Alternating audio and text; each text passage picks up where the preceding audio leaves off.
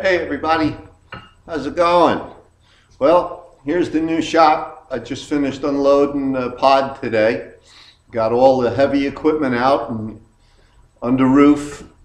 Uh, so this is the shop that I've been talking about and telling everybody about.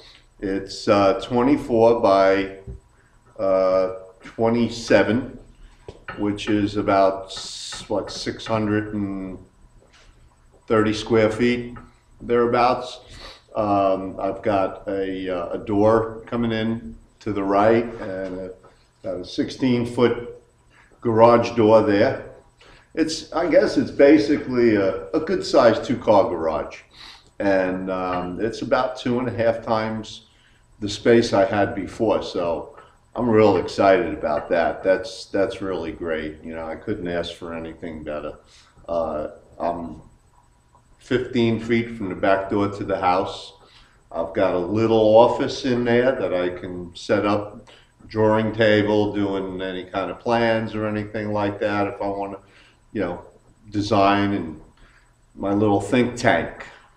So this is it. This is the beginning of the new shop. If anybody has any suggestions on things to do, things that I may want to consider doing after I get the sheetrock up and the insulation in and the electric in, just to bring you up to date.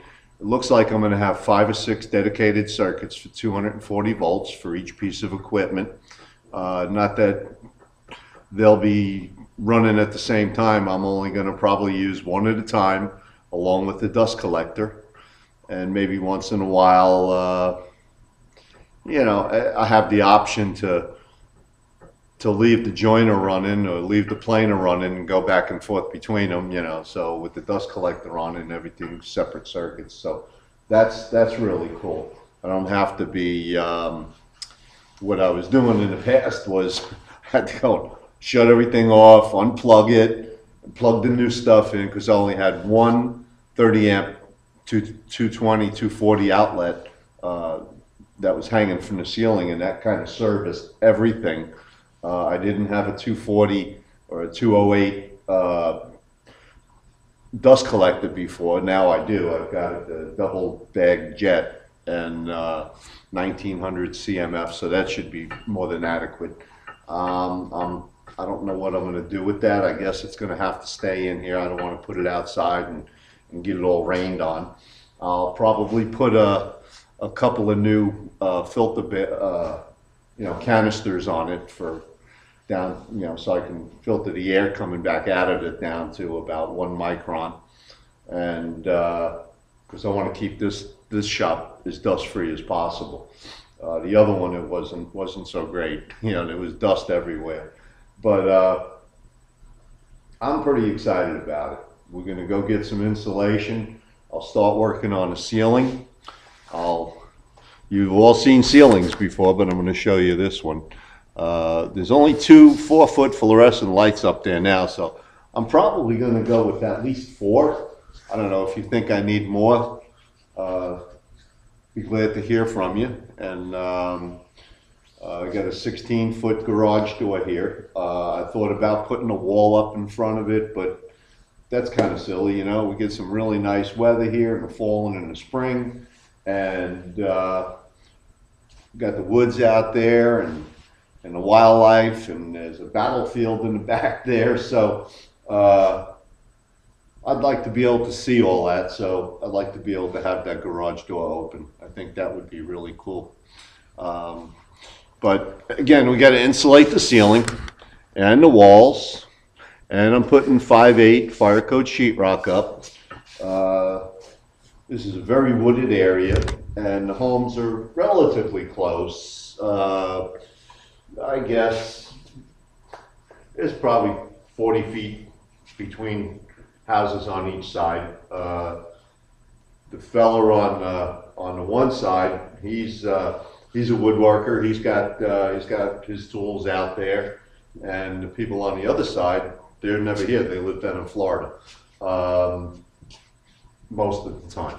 And I spoke to them before I bought the house and said, you know, is there going to be a problem with me doing this woodworking? I got some pretty loud equipment, and I don't want to disturb anybody or have the you know, the people that run the development coming by and saying, hey, look, you know, you can't do this or whatever. There's a fellow that just got an email from the president of the woodworking club for Lake of the Woods here. And if anybody's in this area, Fredericksburg area, Virginia, he's selling a Delta Unisaw, I think it's a 1985 model, and a 10-inning jig, and about a 30-foot industrial extension. And I think he's looking, he said like around $450 for the for everything, and it's a pretty fair deal. And so shoot me an email or post something on the on Lumberjacks under this video, and let me know if you're interested. I'll get you their information if it's still available. We've got a woodworkers club here.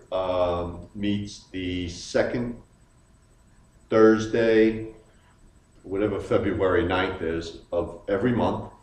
And I went to the first one back in January. Yeah, December. I went to the one in December.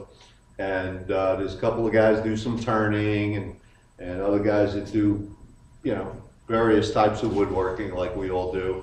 And I think there was about 6 people there. It's about 6 guys, and that's about the smallest turnout. You know, it was the holidays and people come and go here, and but most of the time they get 10, 12, 15 people at their meetings every month, which is pretty cool. It's pretty nice.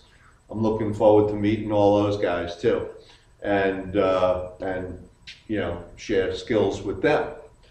I'm not 100% sure how I'm going to lay this all out. Definitely got enough of room to pretty much do anything I want to do. I'm not going to keep a tremendous amount of stock on hand. I still got a lot of this cherry over here. You can see it in the background over there with some more tools and some cushions laying on it. There's a lot of room in here right now to walk around, which I never had that luxury before, even with a lot of the stuff that's going to come out of here. That back corner over there is 10 by 10, 8 by 10 or whatever. There's a bunch of boxes that I've knocked down, getting ready to take them back to Florida to fill them up again. And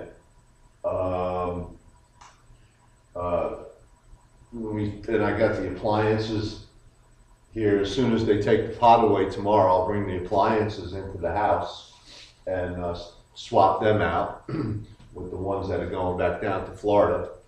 And it's more than enough room. This is going to do me fine, probably for the rest of my life. So I'm pretty happy about it. And there's nice people in this neighborhood and in development. We got a nice lake here. Get my kayaks down here, do a little bass fishing, and the only thing I'm still vacillating on is what kind of heat to do. I don't want to do the kind of heat that's going to cost me a fortune. You know, so that's going to rule out an HVAC system of any kind. I would like to have AC, so I'll probably get some kind of a window unit for over there. It's not a lot of space. It'll be insulated, and it'll knock the humidity down in here, and I'll be able to work out here. Whereas in Florida, I wasn't able to do anything outside in July and August. It was just too darn hot, and you know, the moisture in the wood, and it was really hard to work with. You could really only pretty much limited me to sheet goods in the summertime, and in the wintertime I didn't have heat in the garage, and it still gets down in the 30s, you know,